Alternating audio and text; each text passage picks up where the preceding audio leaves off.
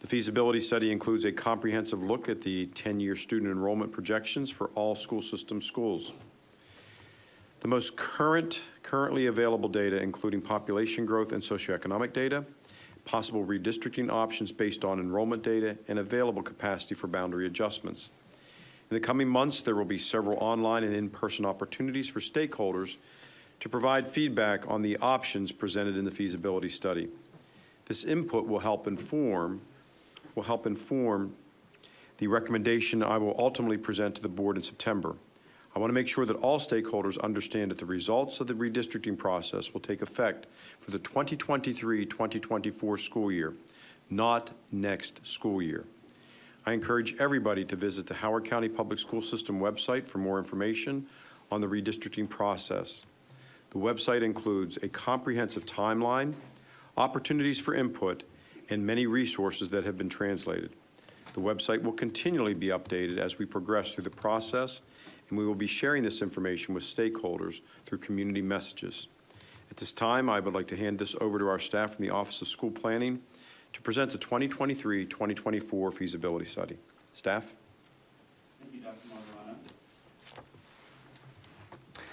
Thank you, Dr. Martirano, and good evening, Chair Catrunio, Board of Education members, Ms. Turner-Little. I am Dan Lubley, Director of Capital Planning and Construction. On behalf of Mr. Scott Washington, our Chief Operating Officer, joining me this evening is Mr. Tim Rogers, Manager of School Planning. And with our consultant, Cooperative Strategies, is Mr. Matt Satch, Ms. Ann Hcpss, and Mr. Justin Rich. Mr. Scott Leopold, also with Cooperative Strategies, will also be participating virtually. As Dr. Martirano noted, we are here to present to you the 2022 feasibility study. While the school system and board has recently concluded the fiscal year 2023 budget process, the feasibility study is the starting point and a resource as we begin the capital planning process for fiscal year 2024. Tonight, Mr. Rogers will discuss the projections and feasibility study process while highlighting the school system's needs within the next 10-year planning period. Mr. Leopold and Mr. Satch will be continuing the discussion with the staff level boundary change options for the new high school 13 attendance area. Tonight's presentation is the next step in the attendance area process, which will lead us to the superintendent's proposed plan scheduled for September 1st and the Board of Education process.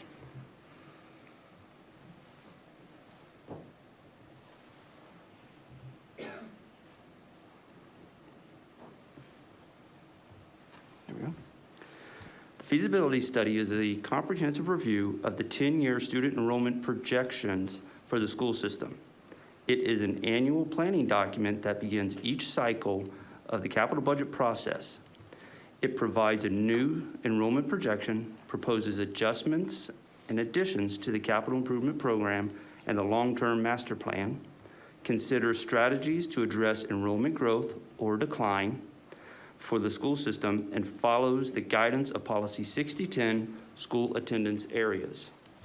The projections presented in this document are based on the most currently available data, including population growth based on student yields from existing or sale of existing houses, and projected new housing units, birth records, and student data. The capital planning process is an 18-month process that starts in January of the first year with the new enrollment projections and ends with the school capacity chart, or APFO chart, in early summer of the second year.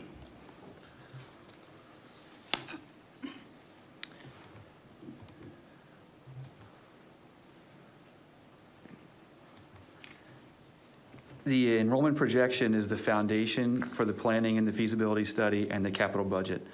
Development of the annual enrollment projection occurs in the winter. We collect data from Hcpss as well as state and local agencies, and then use our geographic information system to aggregate the data by school to ensure we gain school-level insights about trends.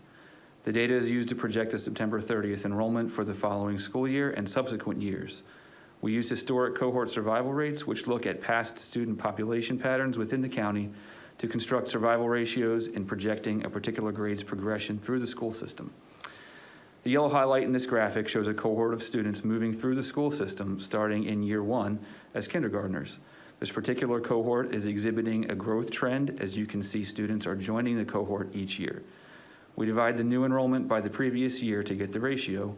We collect a history of these ratios and apply historical averages to make our projection for future enrollment. In addition to the calculation and application of cohort survival ratios, the Hcpss uses many data points in order to project student population, including live birth data, birth projections, permits for newly constructed homes, resales of existing homes, apartment turnover, and enrollment in regional programs. Each data point contributes to the projection using specific appropriate methodologies for each category. Student enrollment for school year 2021-22 did not reach expected levels due to impacts of the pandemic.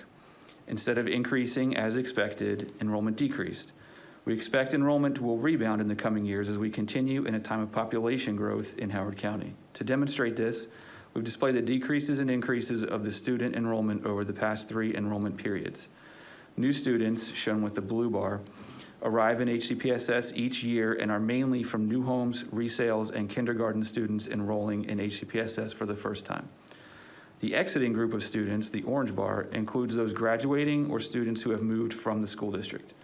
In 2020, we experienced a net decrease of approximately 3%, followed by a small decrease in 2021. For comparison, the enrollment increase from 2018 to 2019, as shown above, was 948 for a rate of 1.7 increase.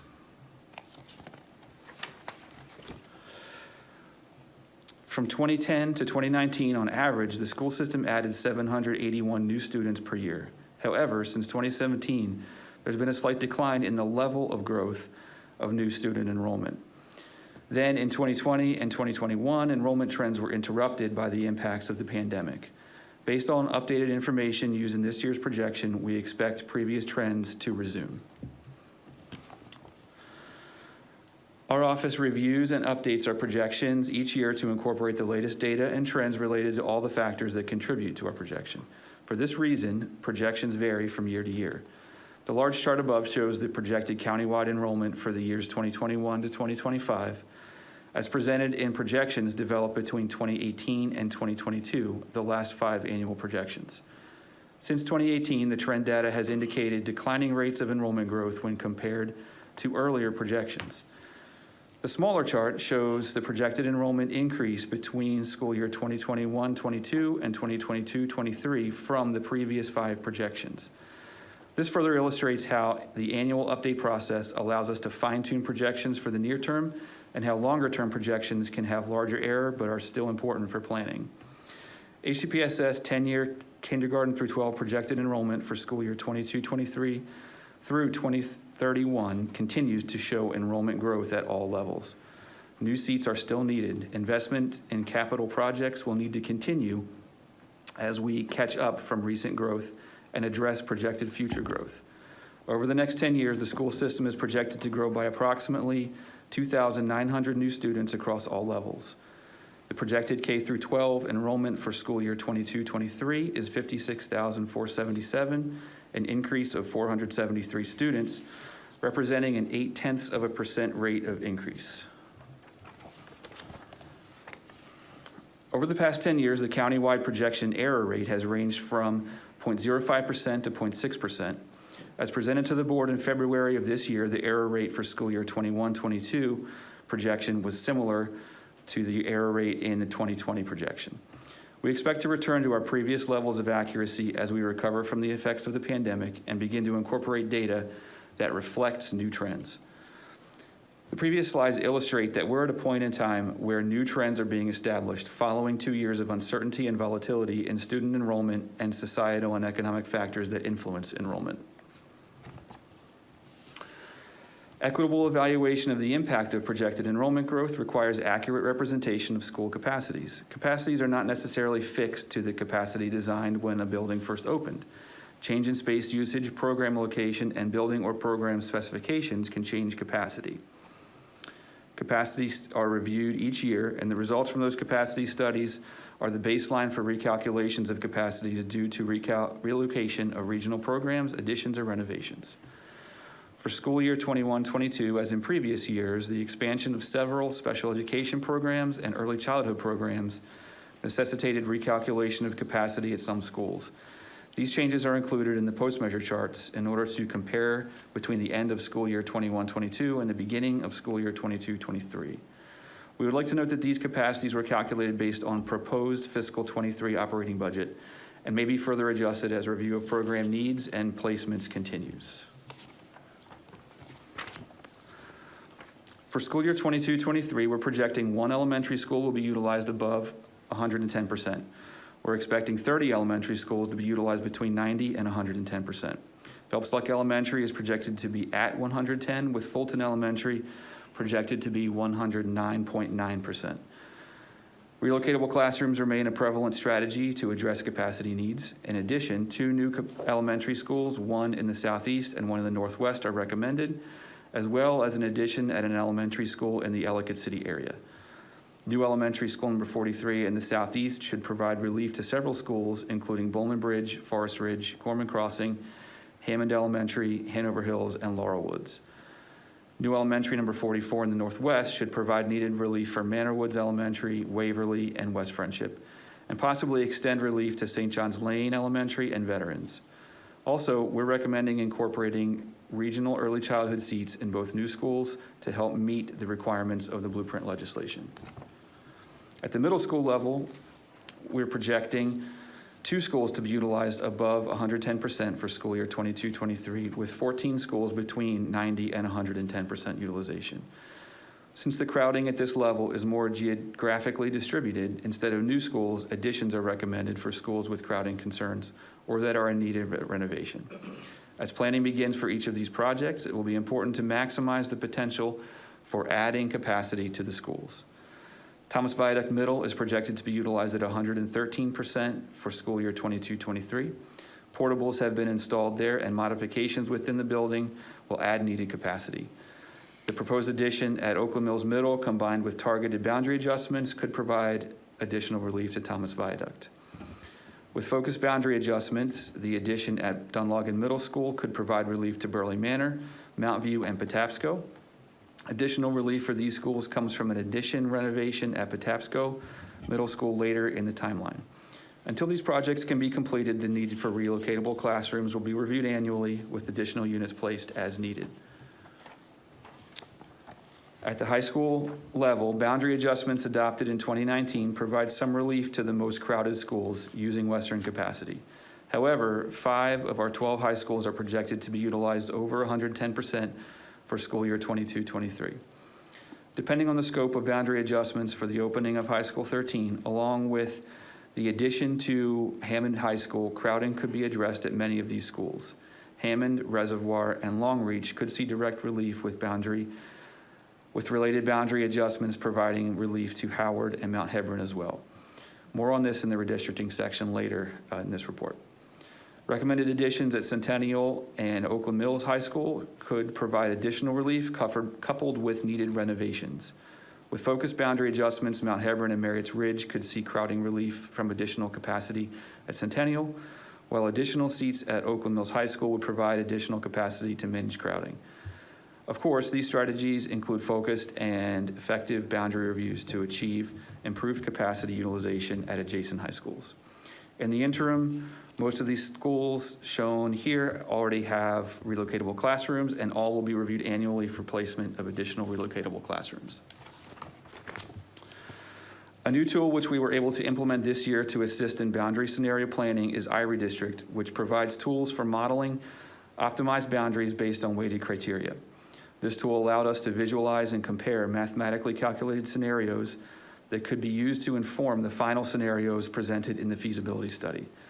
No boundary scenario was perfect in all ways, including those generated by the software, but it was a useful tool for visualizing options to combine with staff and consultant expertise in development of the plans presented in this document.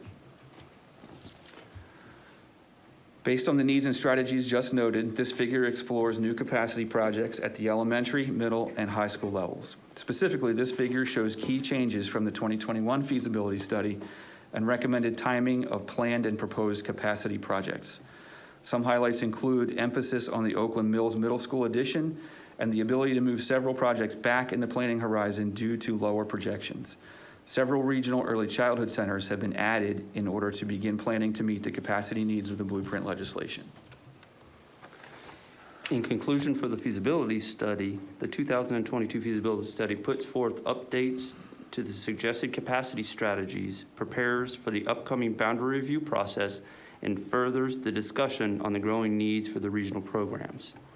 At this point, knowing that we are up against the dinner break, I'd like to offer to the board that we pause and then return after the break with cooperative strategies portion. Ms. Cotrunio? And actually, I'm going to defer to you. Yes? Thank you. We do still have more of the presentation to continue. Okay, all right. Wow, okay. So good I take evening. back everything I just said, and we're going to continue with the presentation. Well, good evening again, Dr. Martirano and board members. Thank you for allowing the team to continue with the 2022 feasibility study. At this time, we will now ask Cooperative Strategies to continue with their enrollment projection review in the new high school 13 attendance area process and scenarios. Okay, can you all hear me? Yes, again? Okay, perfect. Next slide, please. Just to kind of kick this off, just to kind of close the door on what Tim was talking about earlier, we did do a review of the enrollment projections like we have in the past, and along with the methodology used for this feasibility study. Our conclusions are that the projections are adequate for use for this boundary adjustment process for high school 13. The methodology is internally consistent and statistically sound. One other thing that was nice is that the projections are in alignment with the projections that are provided by the Maryland Department of Planning. This is a good check because the MDP projection is a district-wide projection, which is a larger sample size.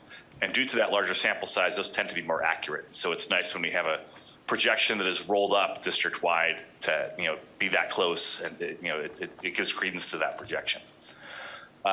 Some other notes here: the previous projections included a modeled rebound from the pandemic.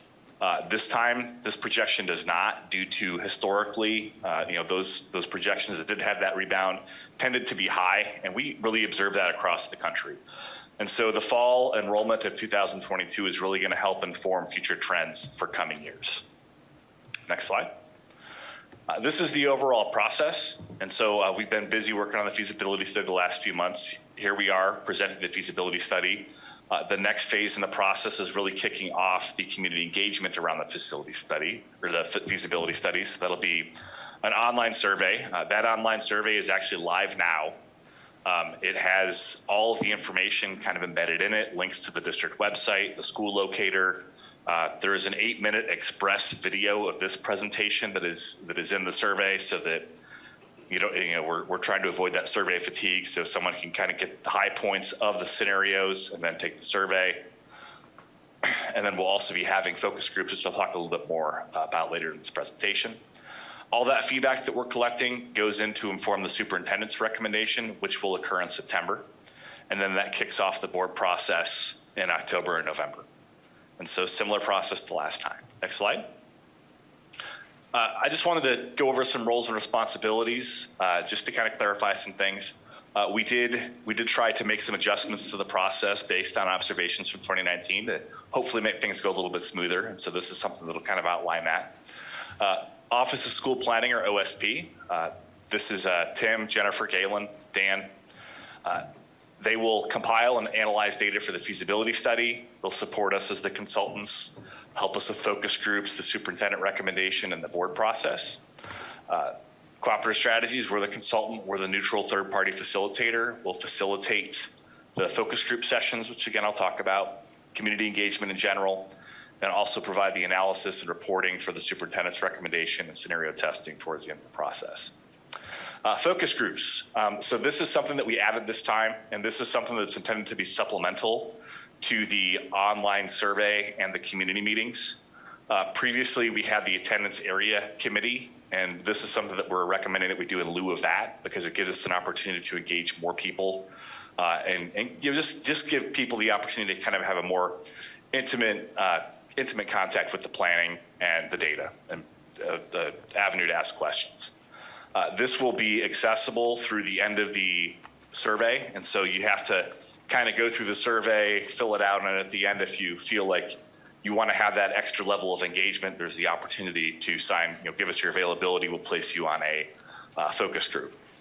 Depending on level of interest in those focus groups, we're going to try to, place as many people as we can, but we may have to do some random selection that may be stratified by school or other geographies or groups, just to make sure we have adequate representation on that. But again, that is just one piece of the community engagement that kind of works in tandem with that, air, land, and sea approach of the online survey, the in-person community meetings, and then finally the focus groups.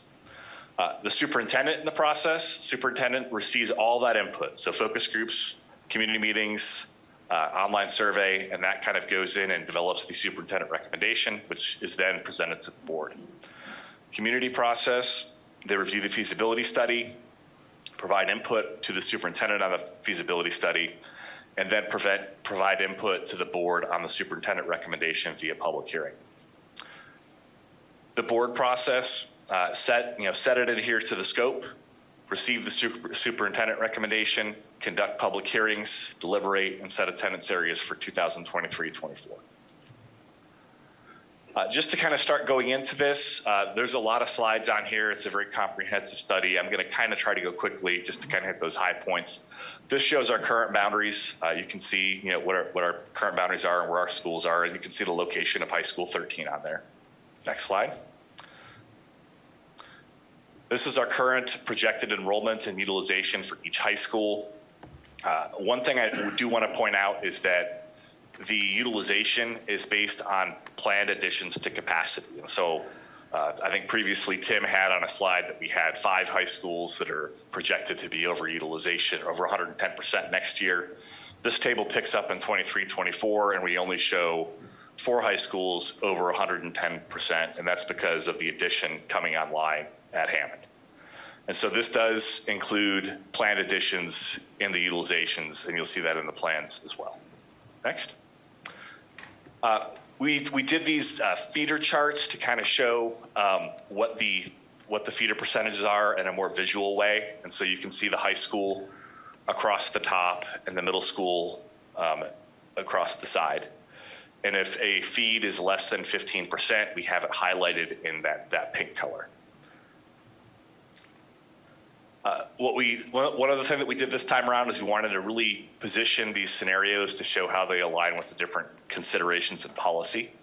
And so we kind of went through this chart and picked some metrics that we thought were good approximations of those parameters, and then indicated which scenarios adhered to them better than others. And so if a scenario adheres to a parameter better, it's going to be in blue. If it doesn't adhere to that parameter so well, it's going to be in red. So you can just get a good idea of how these all stack up against each other relative to policy. At a high level, just looking at the 4 scenarios, one thing I do want to note is that this is a little different than last time. Last feasibility study in 2019, it had a series of options that you could combine to come up with a complete scenario. Each of these 4 scenarios that we are presenting are complete and independent, and they do not need to be combined. They do different things. They have kind of different approaches, and they adhere to policy differently, or they work with some of those parameters differently than others. And so, looking at the top left, that's scenario A. That takes that more southerly approach with High School 13, directly relieving reservoir. Moving to the right, scenario B. This is that scenario that tries to use US 32 and 95 as the kind of lines of demarcation for that boundary. And then scenario C uses the boundary for Thomas Viaduct, kind of as that base, that would be east of 95 and then kind of goes towards the west. And scenario D is a little different. Scenario D goes south of 32 to grab some of the area that may be walkable to High School 13 once that walk area is established. And then it has a detached zone that's to the north and west, and it doesn't have any impacts to the current Oakland Mills boundary east of 95. And so they all do things differently. They're not variations of the same thing. They're all very different scenarios, and we hope to have a lot of good feedback around this. Next slide. So here's the detail. This is scenario A. So the background shaded colors show the proposed boundaries for scenario A, and the thick purple lines show the existing. So you can see what those differences are. And then high school 13 is in that gold mustardy color there. Next. And this just details the areas that move. And again, we do have that online school locator, so you can type in your address or polygon number and it'll tell you whether or not you're impacted in any of the scenarios. Next. And here's just that same map for high school 13. And so this goes, go back, sorry. So this directly relieves Reservoir and takes a little piece of Atholton for high school 13. We do have some minor middle school changes for scenario A. It's kind of even hard to see where it is if you go to the next slide. It is a movement from Mayfield Woods to Lake Elkhorn, and this is a move that we made just to keep those feeds aligned and try to eliminate having those less than 15% feeds. So here's our overall numbers for scenario A. Just some of the high points. If we look at the high school utilization, the only school that we had that would be over 110% in the next 5 years would be Mount Hebron. Because we kind of go south with high school 13, we're really not able to backfill as much to get as far north as Mount Hebron. Other things to note, the direct certification, and let me talk about that a little bit. We're using direct certification as the indicator for socioeconomics in this process. It's not farms, it's roughly 55% of what farms would be, but it makes it easier for us to work with in this process because we don't have those same privacy requirements as we did with the farms data, like we did in 2019. And so looking at the direct certification, you can see the high school 13 direct cert would be 13.2%. Compared to some of the other schools. Wild Lake unchanged, 25.1%. Oakland Mills goes down. Hammond goes up slightly. You can get a look at those and see what those changes are. This also shows the total number of students impacted by area and then the polygons that are reassigned. This is that feeder chart. What this tells us kind of by looking at it is, if you remember, we had those small percentage feeds that we showed for current state. If we fixed it, we turned those from pink to gray. And so in this scenario, we were able to reduce 4 low percentage feeds, and 4 of them still remain. And here's that policy alignment. And so this has a total of, one more. We'll get the rhythm down, I promise. So this has an impact of 2,791 high school students, 86 middle school students, and that assumes a wholesale change, which we know isn't going to happen. That's counting 9th, 10th, 11th, and 12th graders, but it's consistent across everything. Moving on to scenario B. And so this is that scenario that kind of takes that northern approach with high school 13. One thing that I will point out is that when we kind of started developing this, we wanted to just simply, well, what happens if we just use 95 and 32 as the lines? It ended up being too many students for high school 13. And so in this scenario, we do have that portion that would remain at Oakland Mills that is east of 95. As you can see, what we end up doing in this one, because we do go north, we have to kind of backfill to relieve Reservoir. So instead of going directly to high school 13, like in scenario A, that area in red down there would go from Reservoir to Hammond. And then we kind of have that backfill going north. We have some area going from Hammond to Oakland Mills. And then we have some changes. We've got some areas that would move from Howard to Long Reach and Long Reach to Howard to try to balance out some of those feeds. But we are able to get far enough north with this that we're able to provide some relief for Mount Hebron. Next slide. Again, just the high school 13 boundary. Middle school changes, if we go to the next slide. Again, all the middle school changes that we have in any of these scenarios are very minor. I think they're in the neighborhood of 100 kids max. Next slide. So here's kind of our overall data sheet. Direct certification at high school 13, 16.6%. If you look at this, we have all of our high schools under 110% until 27-28, when Mount Hebron hits 110% again and then continues to grow. And then you can see the areas that are impacted at both high school and middle school. Next. Looking at our feeds here, we were able to fix 4 of them, and we created 1 more, but it's I don't know if I can say it's a good low percentage feed. It is a 14%, and our threshold there is 15. So it's on the higher end of a low percentage feed. And there is another one down there that's that 5% feed. And that's because of the middle school boundary for Thomas Viaduct and how it doesn't necessarily align to 32. We have students that are to the north and the east of 32 that are going to Thomas Viaduct that would also go to, Patuxent Valley that would also go to High School 13. Here's our overall data. This impacts just a little over 3,200 students in total, 3,136 at high school, 95 at middle school. But as you can see, good use of capacity, balanced utilization kind of across the board. We're able to improve some of those feeds as well. So here's scenario C. So scenario C starts with looking at the feeds. And so the area that you see that is east of 95 that would be zoned to high school 13, that is the Thomas Viaduct middle school boundary. And so that would be 100% feed for Thomas Viaduct. And then we go kind of towards the north and east of 95 and 30, or north and west of 95 and 32, along 32, and we capture that detached Atholton Island. And so that area that is kind of on the end of the J there, that's the island that is currently detached and assigned to Atholton. And so looking at this, again, same areas moving from Reservoir to Hammond. We've got another little change that would be Reservoir to Atholton. Then we go Hammond to Oakland Mills. And then we've got some Howard to Long Reach. We do not get up to Mount Hebron in scenario C.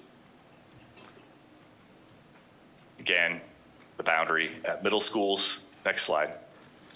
Again, minor changes at middle school. I think these are very similar to scenario B, again, just to keep those feeds at that desirable percentage. Here's our overall data.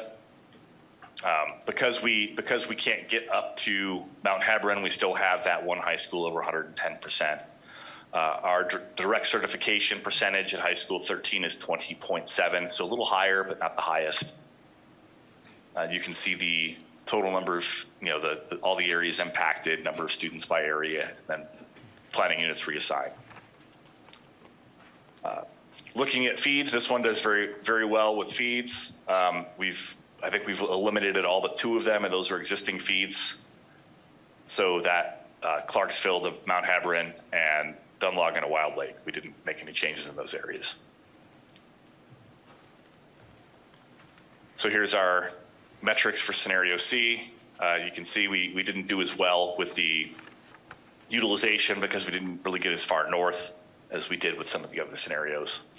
About 2,800 high school students impacted, 95 middle school students impacted. Moving on to scenario C. So kind of what our focus was here was to kind of take a look at some of the changes that were made in 2019 and see if we could avoid moving some of those areas again.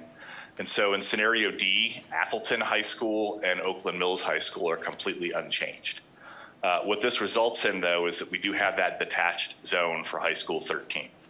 And so we have the area that we right around high school 13 and those points that are south and south of 32, west of 95 that we think could be walkable to high school 13. And then the area that is north of kind of that Elkridge area up there would be at high school 13.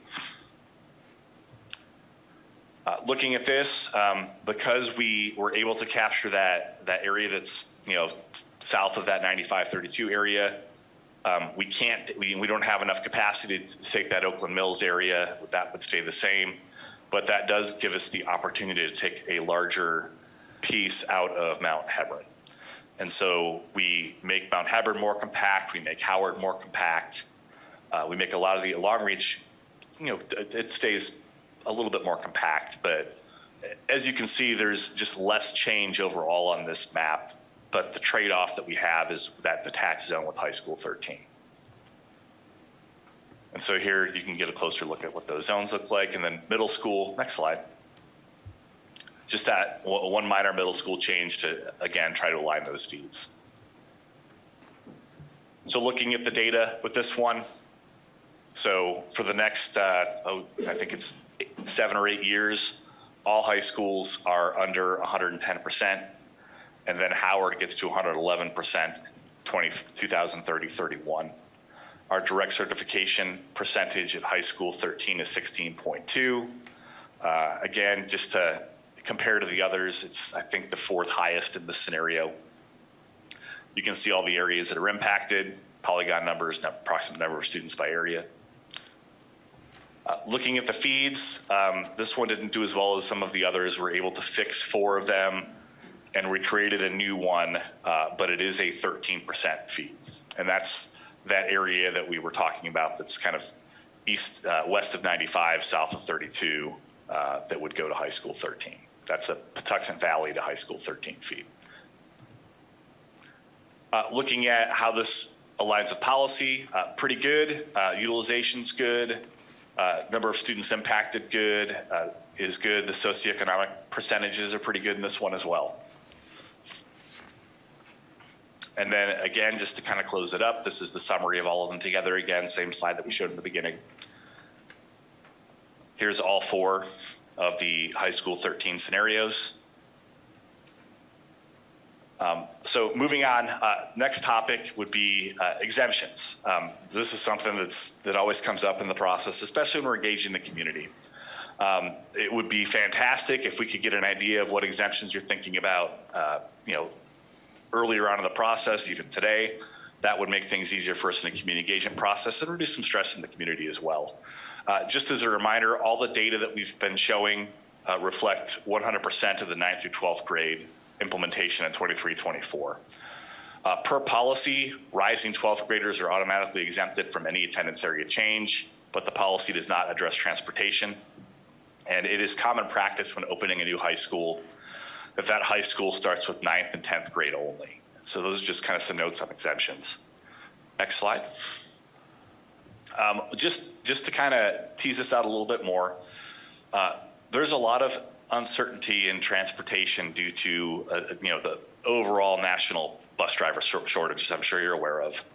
Just to kind of understand what the trade-offs of these exemptions mean is that if we exempt more students, we have a lot less impact on families, less stress and anxiety in the process. It could result in longer travel times, more transportation costs, more double routes. If we exempt fewer students, it could have more impact on families, more stress and anxiety in the process. Same or shorter travel times, same or less transportation cost, same or fewer double routes. There's just a lot of uncertainty there, and trying to tease those costs out could take some time. So moving on to next steps, again, we have the feasibility study. It's already active. I think that before the meeting started, we already had 3 responses to it. So people are seeing that, people are filling that out. We're looking forward to that feedback. All the information is on the redistricting website. We have our community feedback sessions scheduled for June 23rd at Long Reach, June 28th at Reservoir, and June 29th at Oakland Mills, and all of those are from 7 to 8:30. And then we'll be conducting focus groups, shooting for that week of the 27th. And again, the application for the focus groups is contained within the feasibility study survey. So that's kind of the gateway through that. We want to make sure that people are informed, they know what the scenarios are, so we can have a productive discussion in that feasibility study. And the superintendent's recommendation is scheduled for September 1st. So that's it. Thank you, and I'm so sorry for trying to not have you present. No worries. After we all met with you in small groups, I really cannot believe that I didn't considered that, so my apologies. So now we're going to open it up for board member questions, discussion. Just before we begin, I think, and it was alluded to, that we really need as a board to honor our motion and the scope of this. So I hope that we can honor that and not, because we all know one thing leads to a million other ideas and moves, potential moves. And so I think it behooves us to honor our motion and ensure that the community has faith in us that we are going to do that. So with that, I'm going to start with Ms. Mosley. I'm guessing we'll have 2 rounds on this. My first question is, why is there not a community feedback at Hammond High School?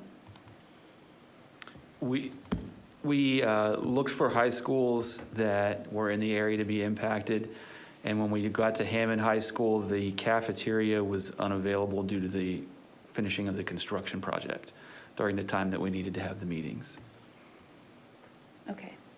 So I just want to make sure that the community knows that they don't have to attend feedback sessions at the school that they currently are districted to, that they may attend any of the feedback sessions that they wish. That's correct. Okay, I just wanted to explicitly say that. And then I know that we're in the beginning of the process, so I'll leave my very hyper-specific questions for later on. Is there, will you be providing data sets for public use? Yes, we will. There will be some posted in the near future. We're working on some of the similar data sets that we provided in 2019, shape files of the proposed boundaries contained in these scenarios, as well as polygon level data that we're able to provide with appropriate suppression, of course, to protect student data privacy. Is that going to include the new variables for direct, what is it called? Direct certification. Mm-hmm. It'll be in there, again, subject to data privacy rules. Mm-hmm. That's at the polygon level though, right? Correct. Okay. And then other definitions that I think might be good to review is explicit definitions on the calculations for capacity utilization.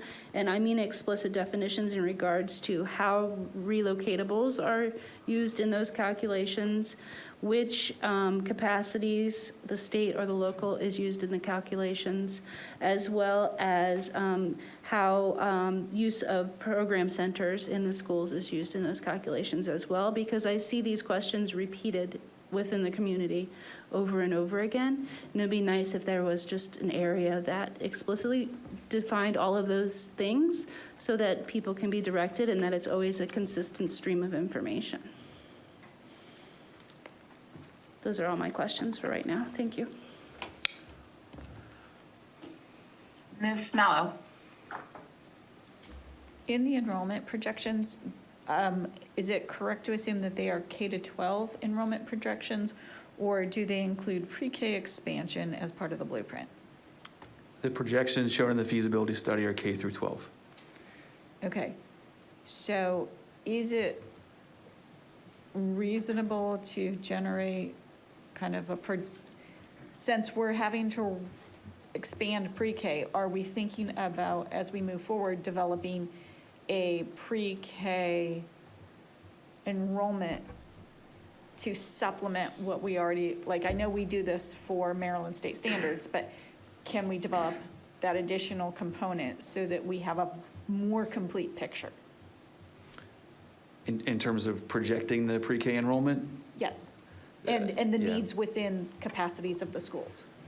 We will be exploring that further. We have had conversations with various staff on methods to project pre-K enrollment. We're kind of hung up on the income qualification pieces that make it challenging to estimate enrollment.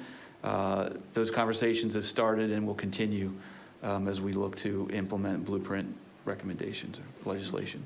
I think we're going to need it, given that what's outlined here is 120 classrooms.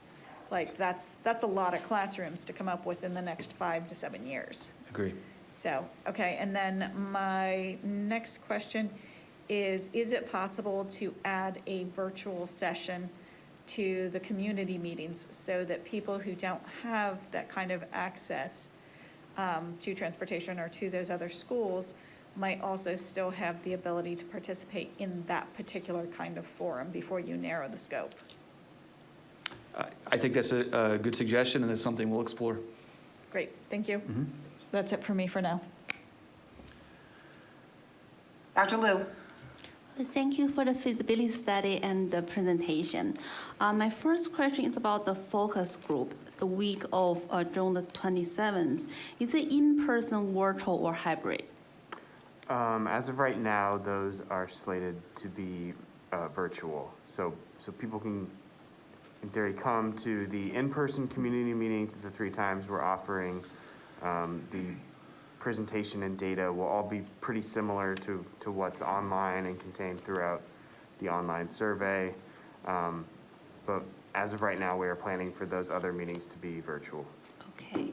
And for the focus groups, how many times will they be meeting during the week of June the 27th? So I believe in the survey, we've offered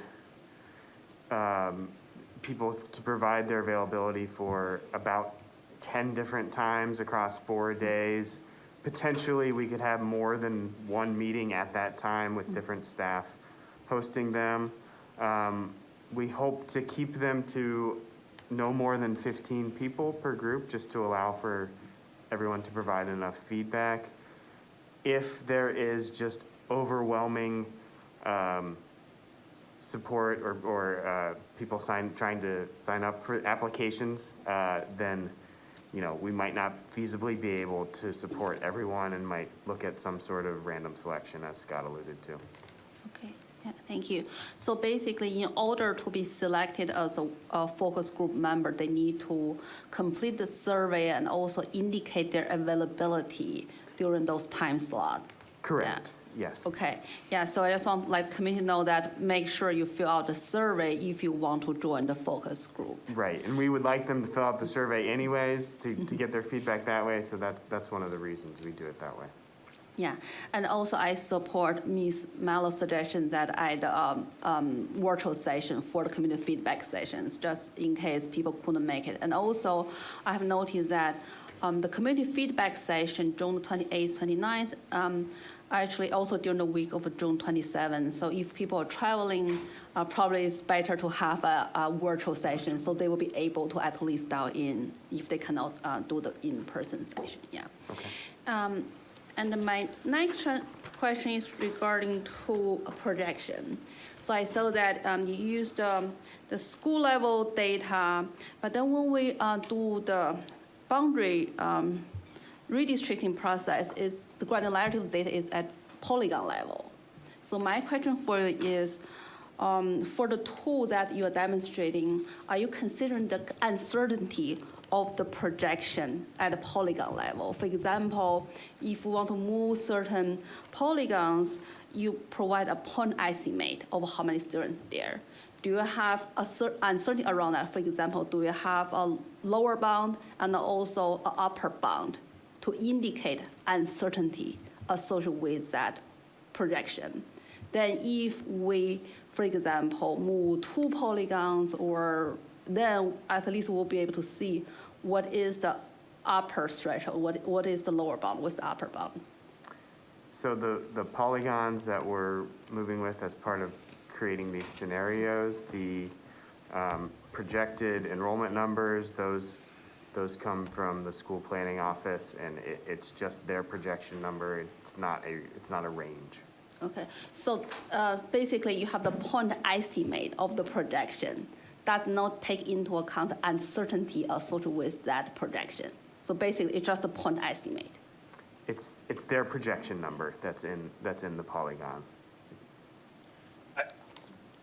I think, if I can add, I think what she's asking is the projections are done at the school level, and then they're distributed down to the planning unit level. They're not done at the planning unit level and then rolled up, because we only use the projections for planning units when we're doing redistricting. I think, and Tim, interrupt me, but I think that the methodology used to distribute them is sound for planning. I think if we got into using ranges, I think it would just muddy the waters a little bit. And again, we've got to remember that it's a projection and it's susceptible to other external factors. And so I think just kind of using that methodology that we have with the current distribution model, I think is adequate for what we're trying to use it for. Okay, thank you. That's my first round of question. I will yield the floor to my colleagues. Thank you. Ms. Watts? Thank you for this presentation. So my questions, you already know them, they're coming. I wanted to know about having Spanish-based focus group, because that community on that side of the county we have a larger Hispanic population there.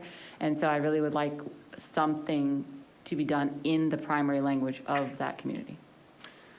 So we, in the focus group sign up, we did include a question. So I'm sorry, both of the surveys, you can click to have it translated into Spanish to take them that way, and it'll all roll up with all the other respondents. Also in the focus group sign up, we put a question to indicate whether you need interpretation services to participate in a focus group. So depending on how many indicate that, we can reach out to them to see what interpretations might need to be made available. And I believe we're also planning to have interpreters at the community meetings. And we've begun conversations with the International Family and Student Services Office to provide interpretation services at those focus groups where needed. And we're also working with them to get interpretation, Spanish language interpretation at the community engagement sessions, just to have them there in case they're needed. Great, that'd be fantastic. So I appreciate you including that in the survey so people, Sure. you can get that data proactively. And then my next question is kind of related to some of the motions that are kind of being presented around transportation. That was a plus and a minus in the categories of whether we would provide transportation or not. My question would be, if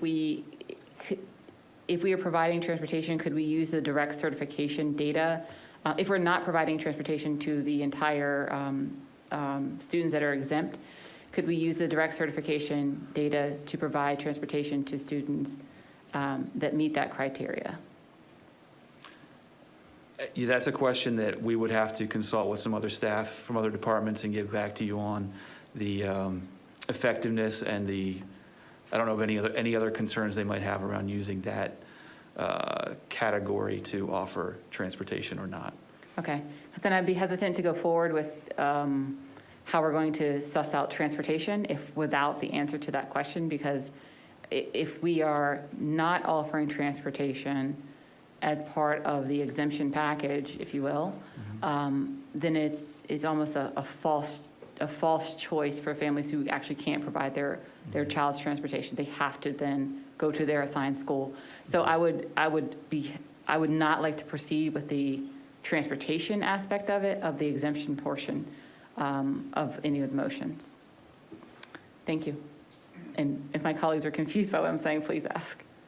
Okay. I think I'm following you. Dr. Wu? Okay. So I think on your page 5, on your slides, you talk about a 10-year average, right? So you included 2020 and 2021, which is the negative enrollment increase, and it's a yearly increase of 550. I think that kind of gives us the wrong impression, because if you remove the last 2 years number, the average, there are more than 3 or 4 years, like yearly increase more than 1,000 students, right? The other two, I think, more than 500.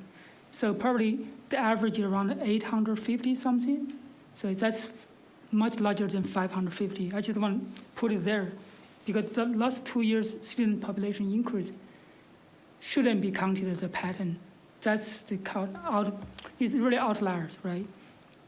Second comment is about ES elementary school. For the new elementary school, I see we still put like 600 as our target school number. Is that a reasonable number, or are we going to build a larger one, right? Like, for example, if we consider Holyfield Station, right, veterans, and each of them are a little larger. because there's some old schools, they're small and they need renovation. I just wonder if we want to build a new school, is that opportunity we convert those small, tiny schools to maybe pre-K schools or something. Instead, we're continuing the same pattern, and we know we need a capacity in elementary school level as well. Thank you for the question. That is a very loaded question. There's a lot that goes into an answer for that. I would point out, as Mr. Rogers noted in his presentation right now, the elementary school for K through 5, is looking at that demonstrated need around 600, but we are looking to build a larger facility to take into account the pre-K needs as well. So as we get into the design and figuring out the school, there are many factors that we have to take into account, including funding sources locally and state. The state will only fund to what we can demonstrate. It doesn't necessarily mean we can't build bigger, but we all have to understand that if we do, that will be funded completely from the local side. So Sure. that is a conversation that we can continue.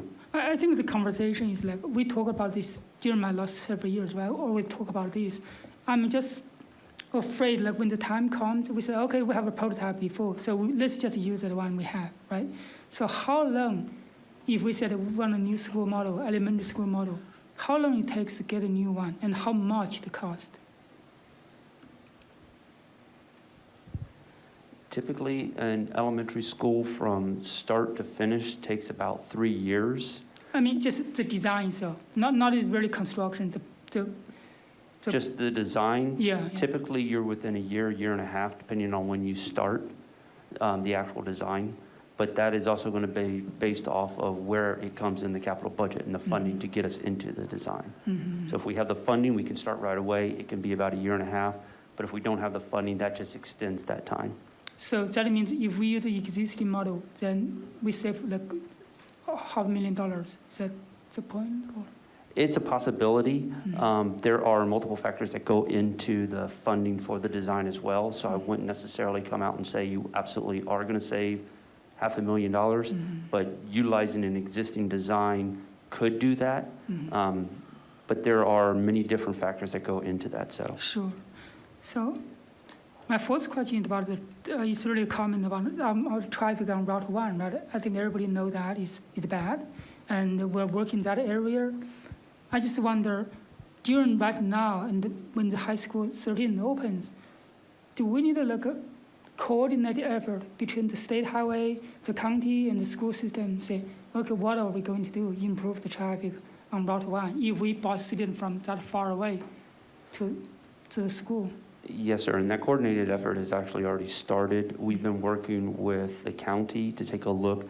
As you know, our school system property does not go all the way up to Route 1, but the county's property does. So the county is currently coordinating with State Highway Administration with regards to getting a traffic light on Route 1 and that traffic. At this point, there are several factors, including exact numbers the state highway wants. And that comes back to our redistricting process, that we can't give that information yet until we have more steady information, but that process has started already. I see.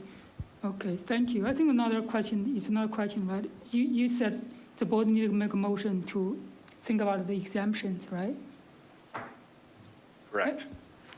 Right. It's as we're into the process now, we can continue to not work in the blind, but we can continue to work with presumptions. But if the board gives some indication of which way they may be leaning towards with exemptions, that can be taken into account as the staff and our consultant are working from this point on. I see.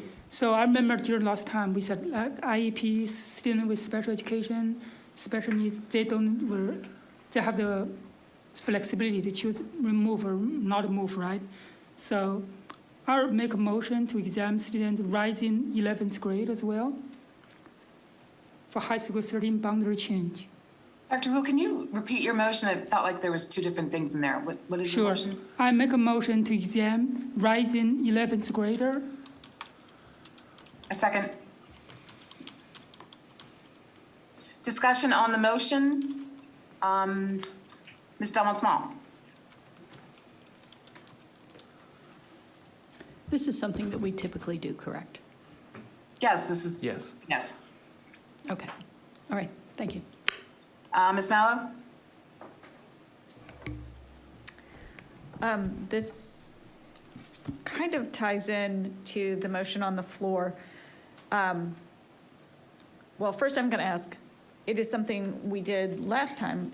Has it always been done? Or has it been depending on the impact of the number of students being moved, potentially being moved, and left to each individual board at the time, closer to when there is an actual proposal submitted? I think it's customary to open high schools, not just in Howard County, but across the country with 9th and 10th graders. Okay, so then I guess it's a point of clarification. Are you only speaking about high school 13, or do you mean exempting all 11th graders proposed to be moved? Yeah, in this redistricting. That was an or. There was an A or a B. Which one was it, A or B? All of them in this round of redistricting. So you're saying your motion is to exempt any 11th grader at all slated to be moved? Yes. Is that clear? So, Exempting rising 11th graders. yeah, Okay, and then in terms, since there's no transportation attached to this motion, I do want to bring up that in reference to Ms. Watts's question about using direct certification for transportation, about giving transportation to individuals with direct certification, since direct certification is approximately 55% of actual farms data. I think that it highly underrepresents the amount of poverty and levels of people who could or could not take advantage of that. So I would be reluctant to use direct certification in that way because it so underrepresents. But I am concerned that we've got this motion on the floor and we have no idea what number of students it's going to affect. And I realize that while the team is asking for exemptions early on, I find it difficult to be able to say yes or no that this is a good decision because I don't know, I have no magnitude of data of how much is this going to cost, how much is this going to do double busing, those kind of things, as particularly when we're looking at trying to advance starting schools later. This could set start schools later back unintentionally. And I'm not willing to say today, yes, I'm willing to make these guesses today. Dr. Liu on the motion? Yes, on the motion. So my question to the staff is, when are we going to receive some estimated transportation costs associated with exempting all rising juniors? So there have been a few questions related to impacts of transportation regarding the motion on the floor. I'd like to call on Mr. Nevin, I believe is online, to provide some insight potentially on these questions. Good evening, Brian Nevin, Director of Student Transportation. As far as cost estimates for transportation, certainly we would need the number of students. We would need to know what area they were coming from, where they were going to be transported to.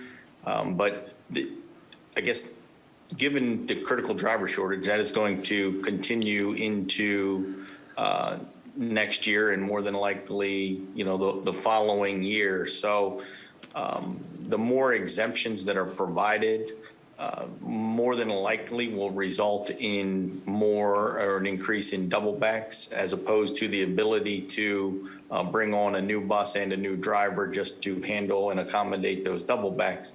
Also, given the fact that it's only realistically, at the high school level, it's, at the middle school level, they're only talking about 100 or 200 kids. If we were to bring on a new contract with a new bus, and we're able to supply a new bus and a new driver, that would be awful costly to only give them one level of work to do, since we would be covering currently all of the middle school and the elementary school trips with the existing fleet currently without any double backs. So our double backs are strictly right now at all of the A tiers, at the high school and the 5 early middle schools. So I couldn't provide you with an accurate cost until I had more details on the locations of the schools and the number of students. If we just look at the 4 scenarios from the feasibility study, could you provide a rough estimate? So I don't really need an accurate number. I understand that then we probably won't be able to get that, but do you have a rough estimate, a magnitude of how much money do we need based on the 4 scenarios in the feasibility study if we exempt rising juniors? Condition on that, we already know that based on policy 6010, all the rising seniors, they're already exempted. Yeah, the additional cost would come in the additional time and mileage, because again, I wouldn't be able to activate more than likely new contracts or anything like that. So it would be placing double backs into effect, which would go on to an existing contract and create additional time and mileage, for those buses, but without having the data of the number of students that we'd be looking at per school and where exactly they would be going, I just couldn't give you, an accurate number. I could certainly work with the planning office and provide you, something that going forward. So my question for the Office of Planning, based on the 4 scenarios in the feasibility study, will be able to provide the student transportation office the number of students moved and the distance of those rising juniors based on the 4 scenarios in the feasibility study? So the numbers we're showing, again, just for clarity of the number of high schoolers impacted, are based on the 23-24 9th through 12th graders. So if it was just, if you were exempting 2 of those grades, it would be roughly half of that impact. Now, obviously, where they're leaving or going to varies in the scenarios. We did provide the number by polygon, again, 9-12 of who goes from which school to what school.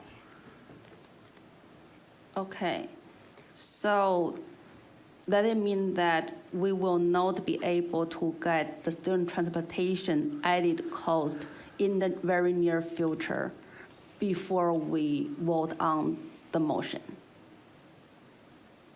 I would be unable to provide that number to you tonight, definitely.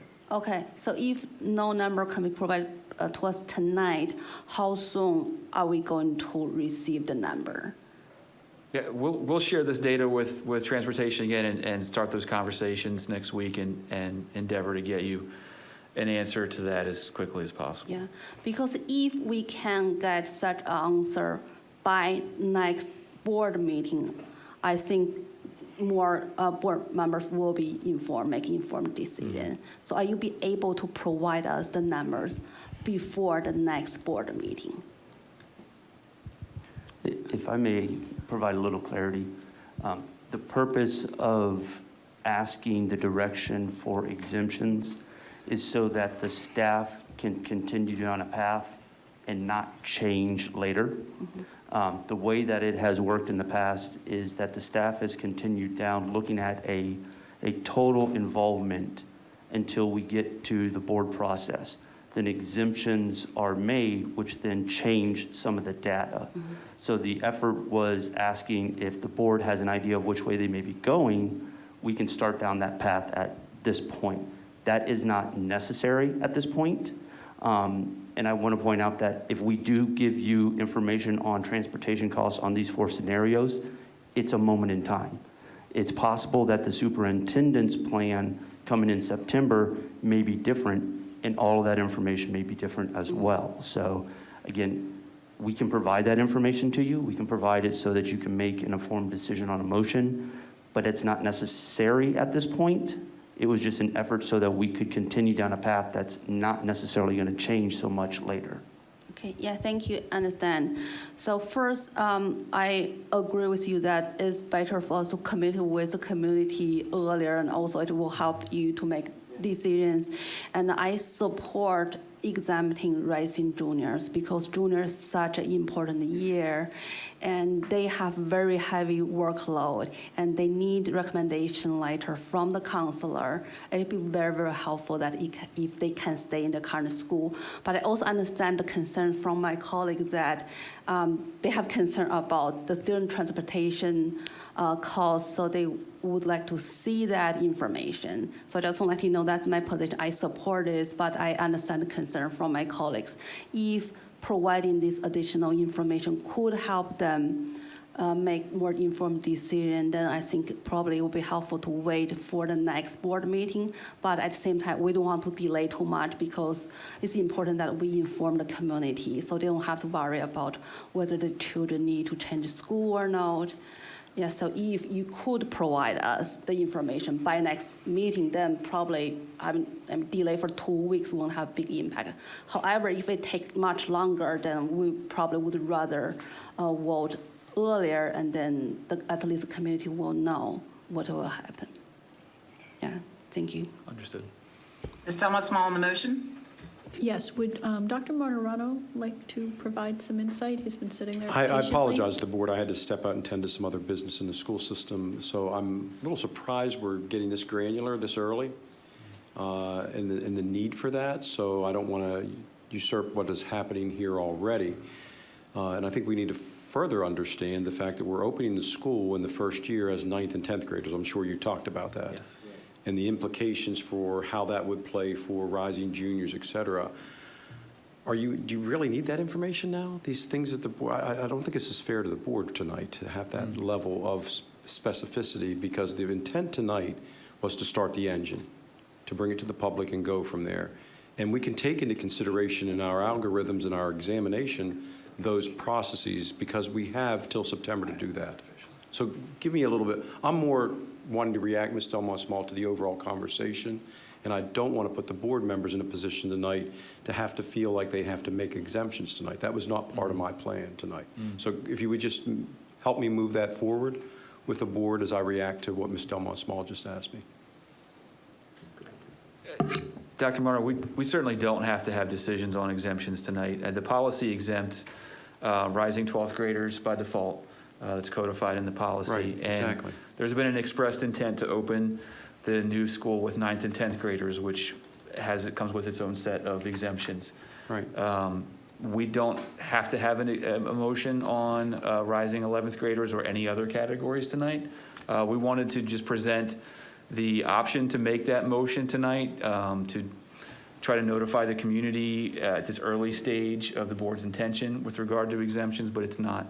And also, like Mr. Lubley said, to help inform our work as we go forward in modeling the different scenarios and be able to provide the accurate numbers of students given the grade levels that would or would not be reassigned based on exemptions. But we can continue modeling as we have been and discuss exemptions at a later time if that's what the board desires. Well, and again, I'm not speaking for the board, obviously, but I'm airing some of this tonight with us, is that you're right about those various levels, and we will continue to examine those as we go.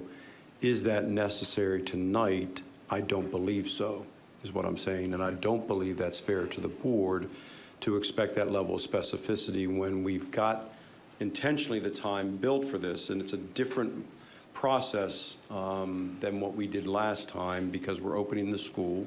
It's a new high school. We haven't done that for a while. That has its own parameters associated with it, with 9th, 10th, et cetera. So I would, if the board wants to continue in this conversation, that's fine, that's their prerogative. I want to be fair to them to be a little bit more thoughtful, because from my vantage point, as we proffer up one exemption, for every action there's an equal and opposite reaction. It's going to bring on the conversations about transportation and other things that I don't believe that we've thought through yet. Okay, That's Dr. just my opinion of all of that. So that's, Yeah, no, thank you, Dr. Monterano, that helped. Just remind us, since 12th graders are exempted, it includes transportation for them or it does not? The policy doesn't specify, but I believe the practice would be to offer them transportation. Mr. Nevin, if you'd like to comment on that, I'd welcome your thoughts. Good evening. I'm not sure if the policy states transportation or not, but given the number of seniors that typically end up driving, the minimal, it has a much more minimal of an impact to the transportation system than it would in the other grades. Okay, so if we were to add the 11th to the 12th, that's what you're saying is by the addition of the rising 11th graders, that's going to kick the transportation costs higher? Yes, that's where the transportation would come in, because there's more 11th graders that would utilize the service than there would be 12th graders. Okay, thank you.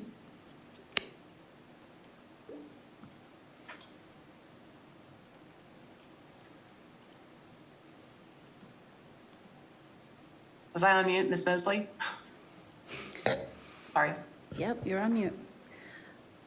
The feasibility study, when it talks about these different scenarios and it gives the percentages over time, does it include only for high school 13, only filling the school with 9th and 10th graders, or is that first year showing a full 9th through 12th grade, or is the rollout included over time?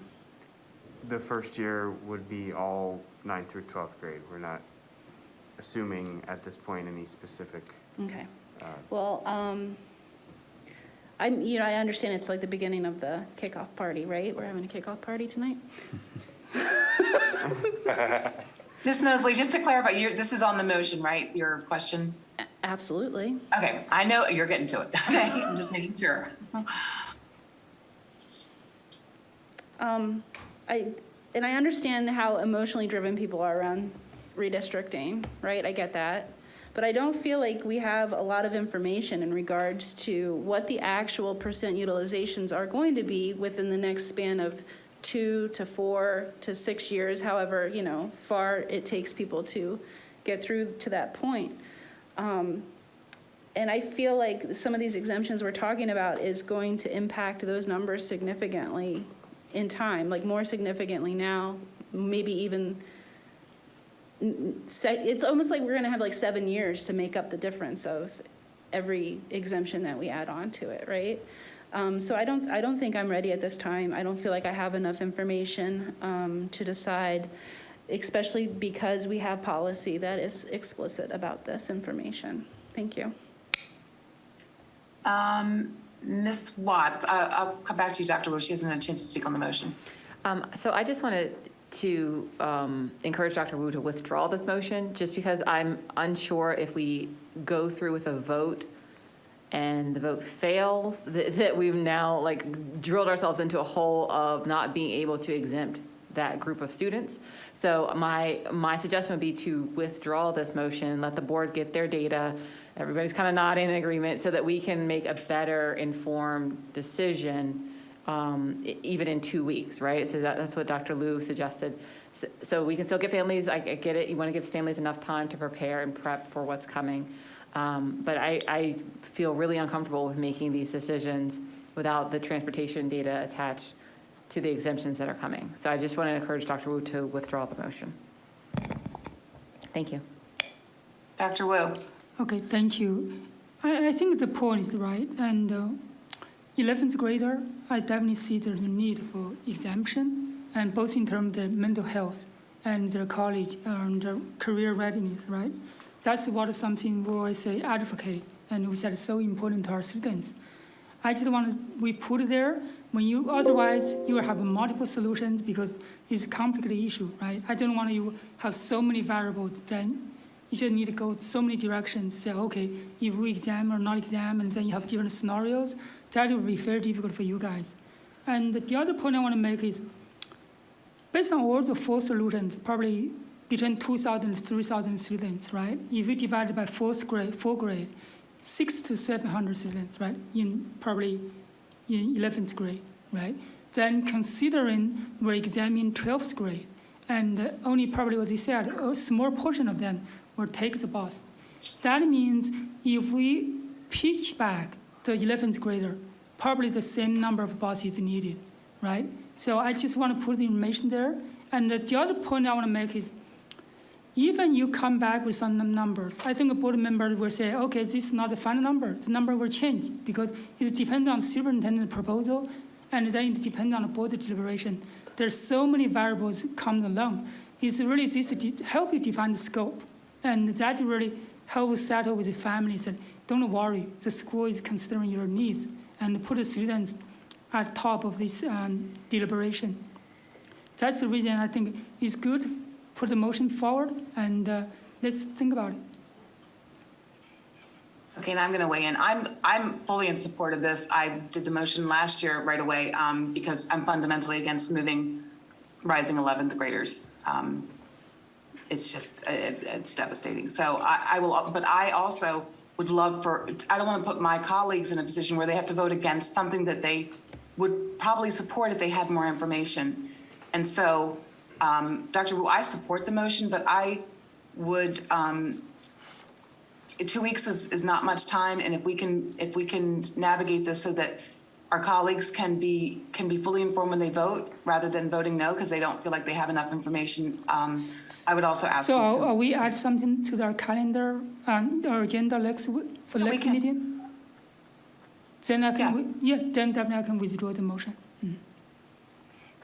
I accept your withdrawal of the motion. Okay, thank you. So I think the point is like, next time when they come to the board, we shouldn't say the number is not accurate, right? Or where the number, because the number will always change, depending on board deliberation, right? It's really just an estimate.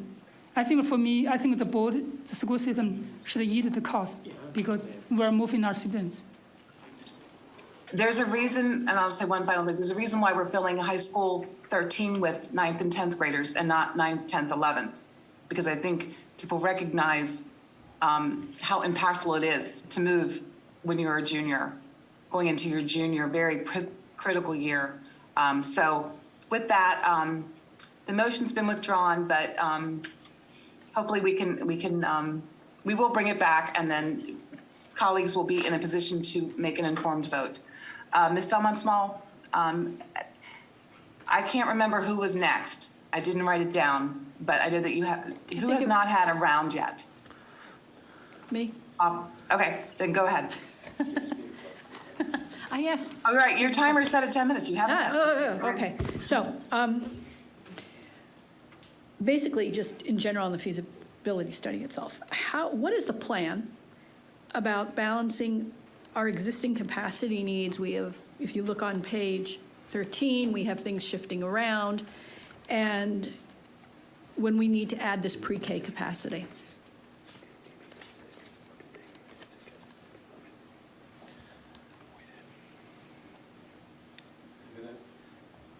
I hope the silence is not counting towards my time. I'm sorry, I heard there was a question about the plan for I was asking, page 16?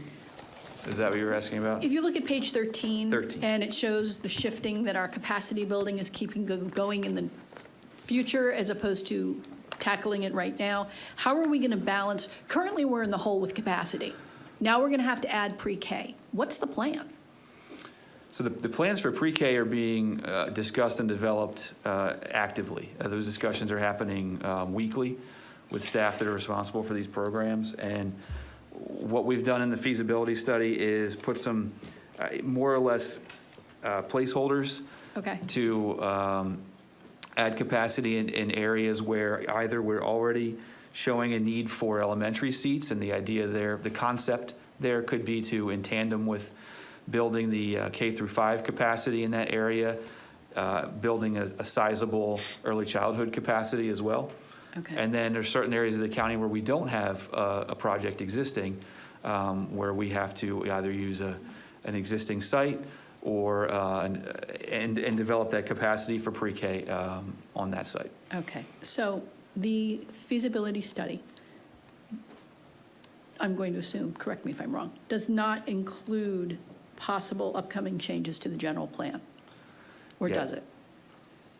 It really does. It really doesn't because we don't Okay. have, we don't have Don't have data. it. Right, I know we don't Yeah. have it, however, just to look at the predictions and the crystal ball, is, for example, at a minimum, we're going to have a 5 to 10% increase in growth rate for development and for units. For example, we have Columbia Gateway, they're probably going to rezone this to high-density residential. We also have the issue about the accessory dwelling units that is going to be able to double number of units within the county. So that is part of what my concern is that this train is coming down the track. We're already in a hole. What are we going to be able to do Right. other than beg and cry to our funding authority to give us funding so that we can do something with not only the kids we have, but the kids who are Right. going to be coming. So specifically with regards to the redistricting, the number of walkers who became bus riders in scenario A through D, do you have that? Can you provide that data to us? Or did you manage to keep walkers as walkers? And I would be so thrilled. Yeah, based on I understand that the transportation policy was just revised. Based on the previous policy, however, we were able to create these scenarios without reassigning any high school walkers. Well, that is music to my ears. The other issue that we have during redistricting, pardon? That's a good answer. I know, very good answer. The other challenge we have, as you know, with redistricting is splitting of neighborhoods. Did you do anything differently this time, or is that going to be something we should gear up for as far as community members giving us information as far as what is their particular neighborhood? Yeah, we heard strongly in the survey results, and you know, Scott and Matt, feel free to add to this, but we heard strongly there that neighborhood continuity is a theme that the county cares a lot about. And I think in terms of keeping student groups together, we look at the feeds, and we were able to do some positive things with small feeds at the high school level from middle schools. And I think also the fact that these plans are, in terms of the amount of students moved, are minor relative to the size of the school that's being opened. We were able to move sizable, I'm just going to use the word chunks, but you know, larger pieces of the county in the attendance areas. And I think that lends itself to a process and some scenarios that don't have negative impacts in terms of splitting neighborhoods. Well, that sounds lovely. Dr. Moderano, this is more for you. As far as the communication plan, thank you for giving that to us. I think we have to look at ways to engage earlier and more often. Okay. And also, for example, I know that there's a lot of ignoring emails because they get emails from us all the time, to possibly do it in a way where it comes from a redistricting Hcpss email so that parents know that it's different, and also relying on texts. Absolutely. And even there are programs where it does a robocall Right. based on information, again, looking to do more as opposed to less, and also including the feeder schools in the communications, you know, especially in our elementary school level. Right. They tend to take paper home, which is a lovely thing. Right. May I comment briefly? Please. Not to take your time. Jahantab, if you would. Sure. Mr. Siddiqui. Thank you. Dr. Marano, board members, Jahantab Siddiqui, Chief Administrative Officer. We shared a memo with the board earlier this afternoon that provides an overview of our communication strategy around redistricting for this year. We've already done some work with outreach to many of the schools that we expect will be impacted or are proposed to be impacted using some of the scenarios in the feasibility study. We've cast a much wider net. Our goal for the communication strategy for this redistricting cycle will be very similar to the one in 2019, where we want people to go okay, we get it, you're redistricting, where we're going to communicate so heavily, using every channel, using every resource available to us, using our liaisons, using our principals, using our various platforms, school websites, school-based emails, engaging our PTA and our parent organizations, where we want, instead of people going, I didn't know there was redistricting going on, we want people going, okay, we get it. You guys are talking about redistricting. We're going to start paying attention. We're going to watch for what's going on. Okay, good. And I'm going to suggest, since we do know who lives in every single polygon, if there's going to be a polygon that's going to be on the list, we target those parents. I mean, we have Canvas, we have many ways to do it. I think we have the technology. We should be as transparent as possible. We'll work with school planning on how we can do some micro-targeting around That there. would be great. Thank you. I'm going to take my first round. Some of my questions have been asked. Has there been any talk of doing traffic studies? Because at least one of the scenarios, scenario D, that's from the top of Route 1 to the bottom of Route 1. Traffic studies at bell times. Has there been any discussion or thoughts of doing that? We've had discussion about traffic regarding the location, et cetera, but as far as traffic studies, I'm going to defer to the team, and I know the answer is no, but go ahead. Yeah, sure. I don't know if traffic study is the right word, because that's what you do when you're planning, but just, because that's really going to be impactful to the bus time, you know, and that. So I'm just wondering. We'll talk about the main because the corridors traffic that is we're pretty dealing with. horrendous if you're going across 175. Correct, and Route 1. Yeah. Well, I mean, yeah, Route 1. Go ahead. Right, we know that those are the areas, those are high traffic corridors, and that there are concerns around transporting students. Just because of the traffic volume and the time it takes to get up and down Route 1 and along some of those other roadways. And we'll, we're evaluating these plans in terms of distance to school, and we are working with the transportation office to model these plans and estimate costs. And Mr. Nevin just spoke to how challenging it is to estimate costs and what the routes may look like given all the uncertainty around bus drivers at this point in time.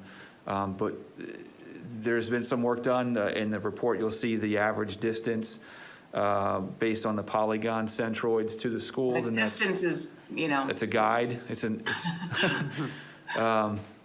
And we'll continue working on that as we work with the superintendent to develop the recommendation later this summer. That is something I'm going to take into consideration. Also, just we're going to have not the first 2 years, but we will have drivers, young drivers on Route 1, which is not a very, it's a lot of congestion and accidents and such. And so that it will go into my decision making. So I would appreciate any kind of, if we were looking at that, because there's a big difference between staying south of 175 or expanding the zone up to above 175. My second question, if we had unlimited capital fund, or I'm not going to say unlimited, adequate capital funding, these discussions would be a lot easier.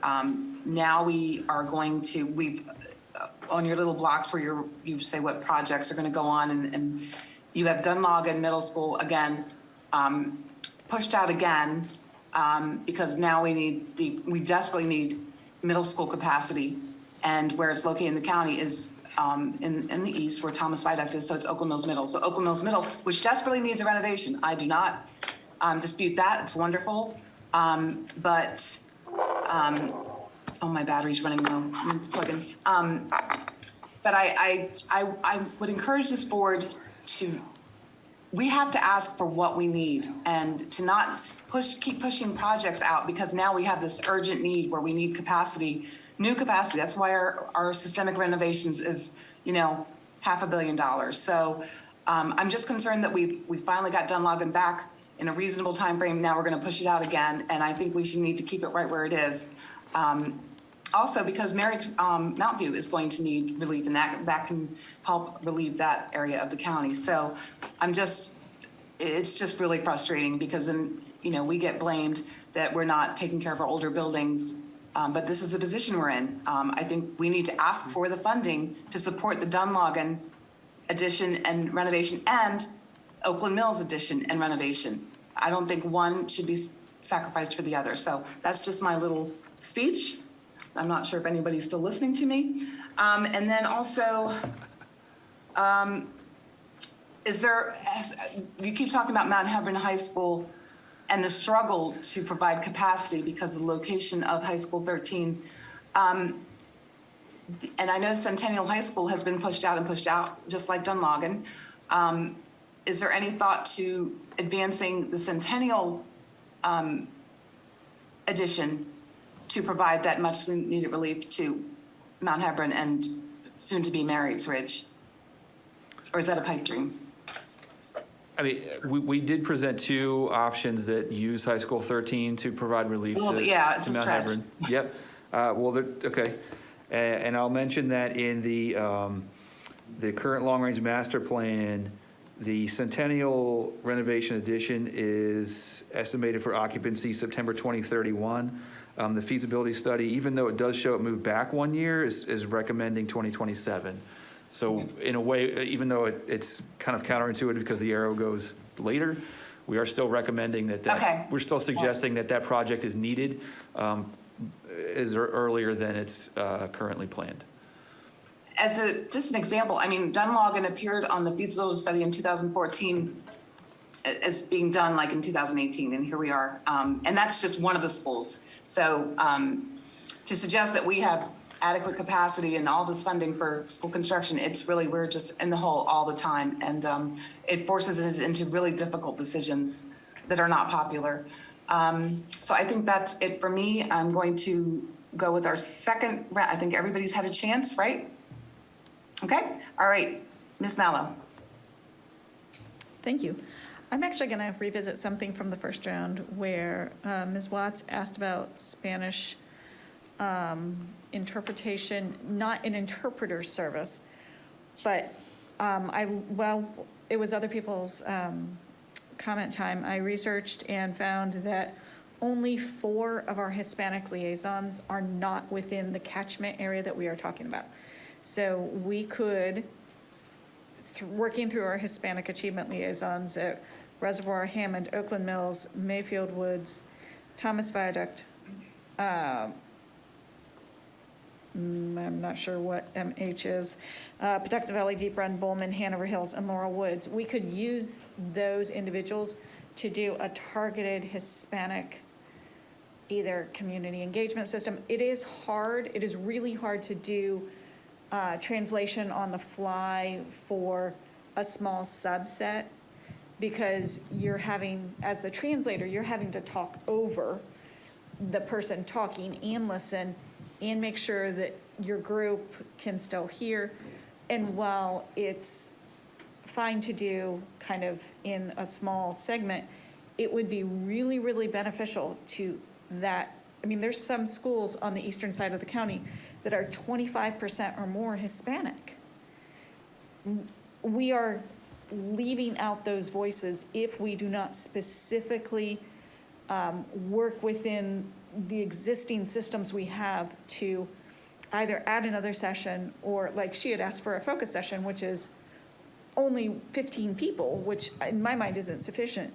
But is there any way that we can specifically work with these Hispanic achievement liaisons to really get their voice and their input rather than leave it up to, well, if someone clicks the box that they need interpretation services, we may or may not be able to get someone. It's not enough. And we saw this in the last redistricting where they had a voice because they found out that they were being left out in terms of having equal representation of their voice. And It's fair. after hearing from the 5th graders about individual rights and the common good, I'm going to say that our common good as part of simulated congressional hearing, we will be better off for having those voices heard. Yeah. So can we please maybe re-examine how we're going to approach particularly our Hispanic feedback systems? Yep. And I'm done. Okay, I'm next.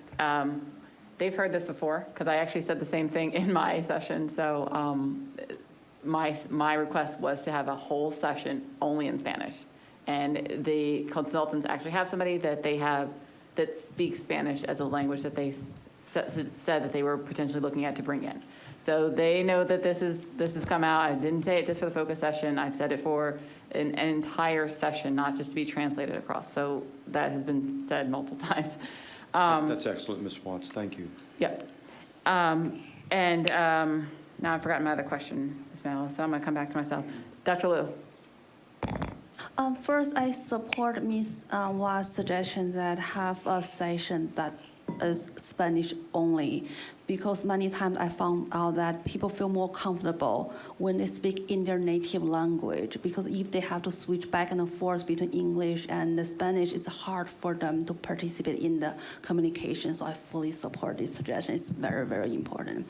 And also currently, because the survey is apparently need to click the link and then participate actively, then there is a self-reporting bias associated with this. So basically, we'll need to reach out to community, especially if they have been impacted.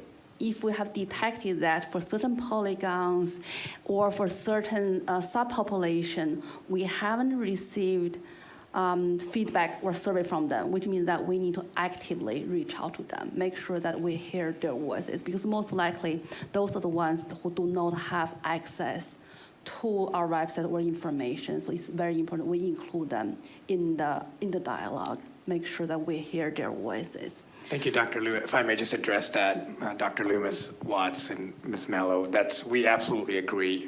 This is about proactive communication, working with our international office.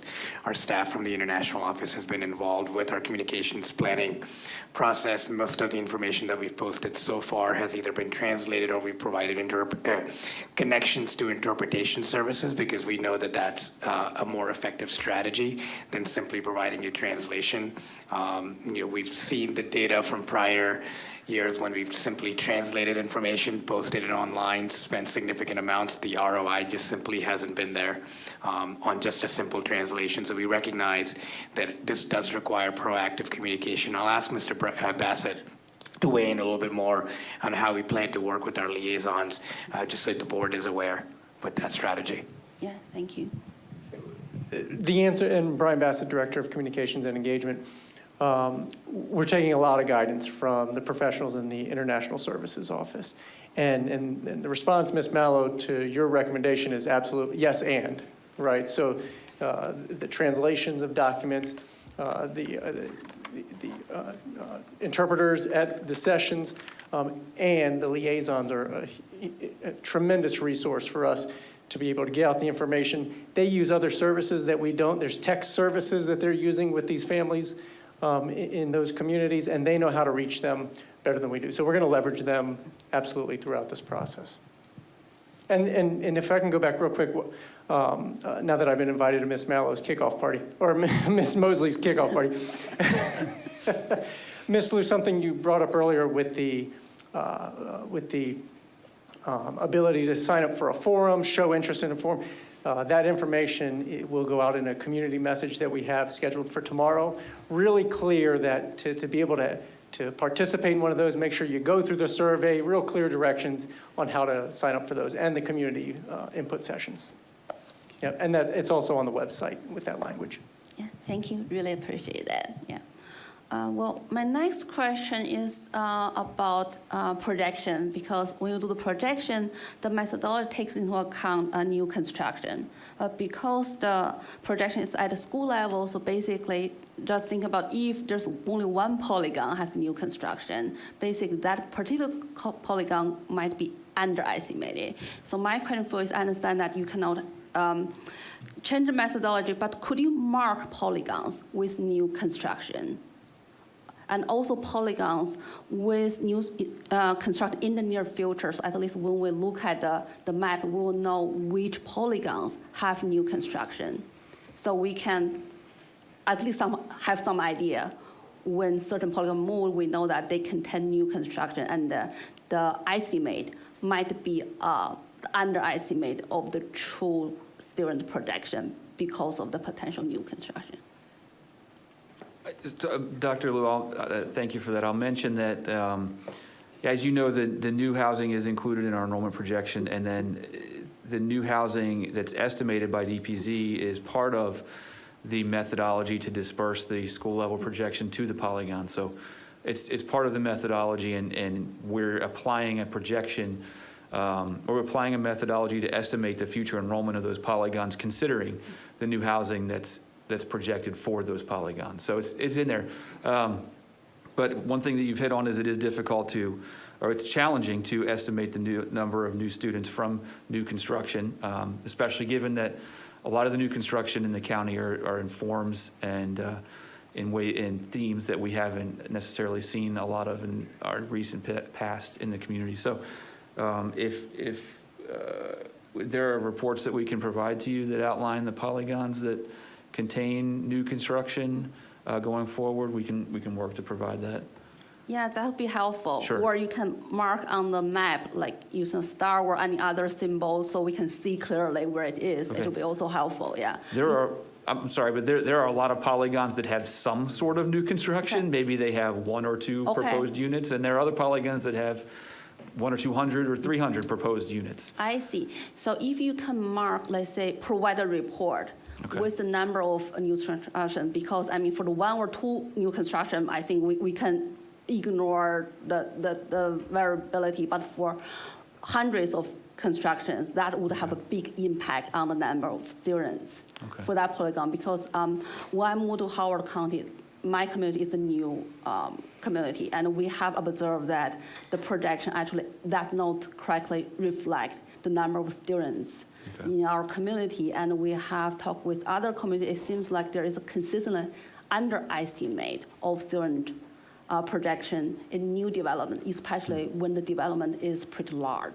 So if you could provide that information, that'd be very helpful. That can help us to see where the new constructions are. Well, for the small number of new constructions, only like 1 or 2, they will not have a big impact on our result. But for large ones, yes, I think they will have a big impact. Yeah, we can add that request to our log of data requests that we've been receiving from board members since the feasibility study has been released. Okay, yeah, thank you. And I know that you have been working very hard, and I want to thank you for your time and effort, and thank for your time and effort in advance, because I know that you will be working really, really hard during the next few months. Thank you. Appreciate that. Thank you. Ms. Mosley? This isn't my question, but an idea I had off of her suggestion. Perhaps you can just overlay the polygons map on top of the county construction map. The county construction map. You know what I'm talking about, where it says it's like red in areas that have more construction and things, rehab and stuff like that going on. Just overlay the polygon map on top of that, and that'll just give a visualization of where the lines of the polygon intersect those areas of construction. I don't know. Just something I Okay, yeah, thought we can about. reach out to DPZ and Yeah. try to put that Yeah, together. just something I thought that might be easy to just slap together. Okay. One of the, and then this is my ask for additional appendix onto your feasibility study.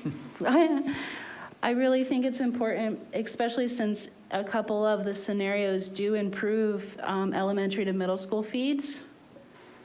I think it's important to have that information as well. And I mean, with the feed percentages going, this percentage of the elementary school goes to the middle school, as well as that elementary school provides this percentage to the middle school, right? Both ways. Right. I think that information would be very helpful for people when they're looking at the feasibility study, because there are areas where small feeds are improved in this feasibility study for some of those scenarios. That's already on our list. Thank you. Mhm. Okay, and I have, I think, the last question. So it came to my mind with Ms. Delmont-Small's question about communication. So we actually communicated about the DEC a lot. I thought it was a lot, and it wasn't enough, right? So I want to know kind of, what lessons learned from DEC experience and communicating with families that you will take forward and change going into this? Because I really thought, whoa, I was really surprised families had no idea that the DEC actually existed.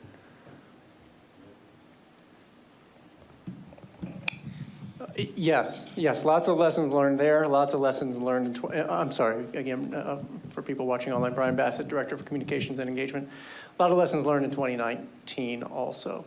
And I think one of the wonderful things that we learned there, and I think it was mentioned earlier about the number of people that actually open the emails, right? And we know that the numbers, at best, 30%.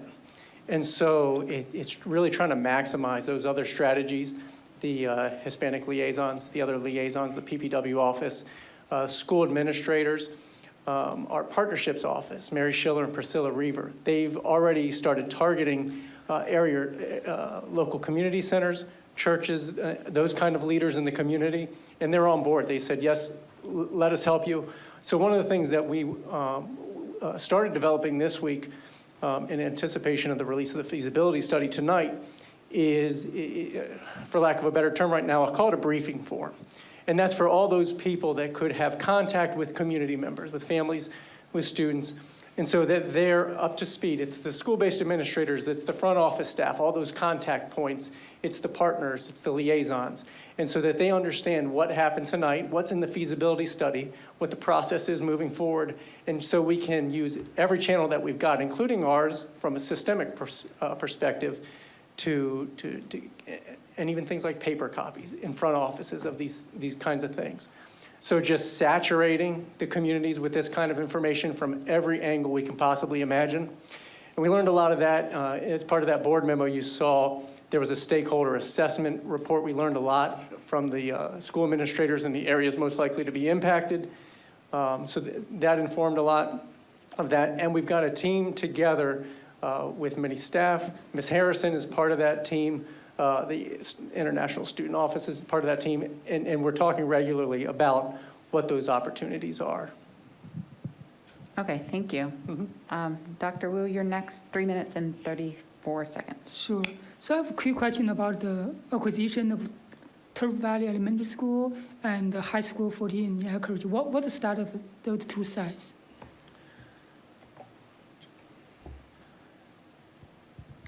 So the Turf Valley site is being transferred to us to be in our land bank. But it's not on the feasibility study, right? It's not in the feasibility study right now because the document has not been finalized and signed, but it is being transferred to us now. The High School 14 site, we did reach out to our partners in Rec and Park to get a status of that. They have not, as of prior to this meeting, gotten back to us, but we will continue to follow up with them to see the status of that for a transfer to our land bank. Okay, thank you. I just hope we keep that communication open, right? Make sure any help they need, we can provide that documentation or help for them. Absolutely, we will definitely keep communication open with them. Okay, thank you. Ms. Delmont Small, 5 minutes, 45 seconds. Okay, I think it would be helpful to remind us all that the last time we built a high school was 17 years ago.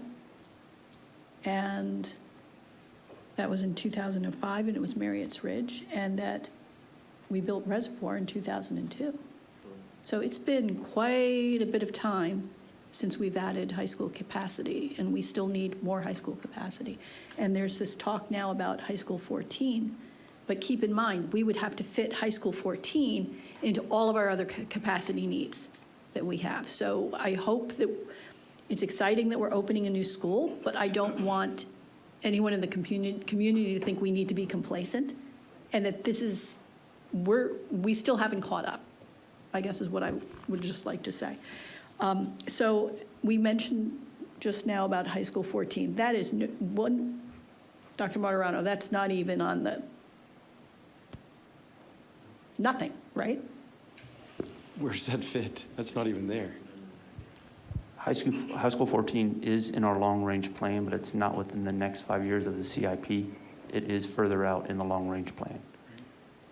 Okay, so it's not there. So, okay, so I just, also for the community, I think this is another opportunity for us to remind the community to be advocating at the county level for additional funding, especially as the general plan is going to be introduced, and that there's going to be a lot of increasing in units, but not necessarily an increase in funding for the school system in order to not only build the capacity we need now, but the capacity we're going to need as these new families move into Howard County. That's all I have. Thank you.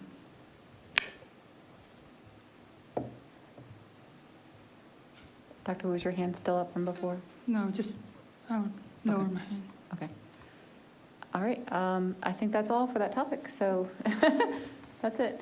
We'll see you, I guess, in 2 weeks with some updated data, and we'll kind of go through it again. As Ms. Mosley said, it's the beginning of the party. I've never heard it quite put that way, but we will be back for more parties.